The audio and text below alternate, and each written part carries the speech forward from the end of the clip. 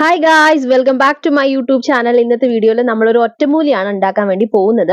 ഇപ്പോൾ എല്ലാവർക്കും പനിയും ജലദോഷവും ഒരു വക വൃത്തികെട്ട ചുമയുമാണ്. അപ്പൊ അതൊക്കെ മാറാൻ വേണ്ടിയിട്ട് നമ്മളെ സഹായിക്കുന്ന ഒരു ഒറ്റമൂലിയാണിത്. സോ നമ്മള് ആദ്യം എടുക്കുന്നത് ജിഞ്ചർ ആണ് കേട്ടോ. ജിഞ്ചറിൽ ആന്റി ഓക്സിഡന്റുകൾ അടങ്ങിയിട്ടുള്ളത് കൊണ്ട് തന്നെ ഡൈജഷൻ പ്രോപ്പർ ആക്കാനും അതുപോലെ തന്നെ ആന്റി വൈറൽ പ്രോപ്പർട്ടീസ് ഉള്ളതുകൊണ്ട് ഫീവർ, അതുപോലത്തെ കോൾഡ്, ഇങ്ങനത്തെ റെസ്പിറേറ്ററി ഇഷ്യൂസ്, ഇങ്ങനത്തെ കഫ്, ഈ കഫക്കെട്ട് അങ്ങനത്തെ സാധനങ്ങളൊക്കെ മാറാൻ വേണ്ടി നമ്മൾ നല്ല രീതിയിൽ ഈ ഒരു ജിഞ്ചർ ഹെൽപ്പ് ചെയ്യുന്നുണ്ട്. അപ്പൊ ചെറിയ ചെറിയ കഷ്ണമായിട്ട് ഒരു വലിയ ജിഞ്ചർ നമ്മൾ ചെറിയ ചെറിയ പീസായിട്ട് നമ്മൾ ഇങ്ങനെ കട്ട് ചെയ്തെടുക്കുക.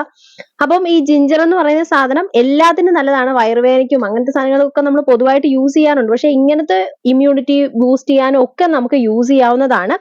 അപ്പൊ ജിഞ്ചർ നമ്മൾ അത്യാവശ്യം എടുക്കുന്ന അളവിൽ നിങ്ങൾക്ക് എടുക്കാവുന്നതാണ്. ലെമൺ ആണ് അതിനുശേഷം നമ്മൾ എടുക്കുന്നത്. അതുപോലെ വെളുത്തുള്ളി എടുക്കുന്നുണ്ട്. പിന്നെ പനിക്കൂർക്ക ഇല നമ്മൾ ഓപ്ഷണൽ ആയിട്ടാണ്, നിങ്ങളുടെ കയ്യിൽ ഉണ്ടെങ്കിൽ നിങ്ങൾക്ക് എടുക്കാം, ഇല്ലാന്നുണ്ടെങ്കിൽ നിങ്ങൾക്ക് അത് വിട്ട് കളയാം.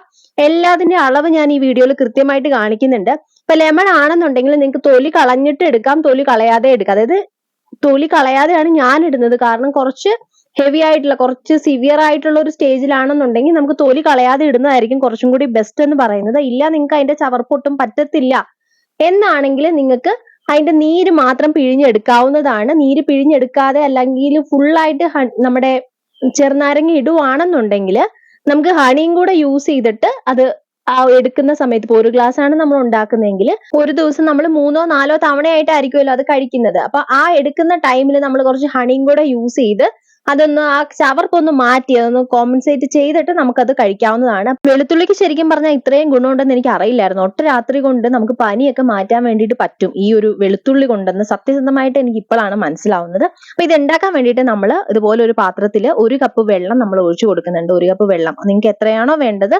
ഇപ്പൊ ഒരു ദിവസത്തേക്കുള്ളതാണ് ഉണ്ടാക്കുന്നത്. ഒരു ദിവസത്തേക്ക് ഉണ്ടാക്കുന്നതായിരിക്കും ബെസ്റ്റ് കേട്ടോ എപ്പോഴും.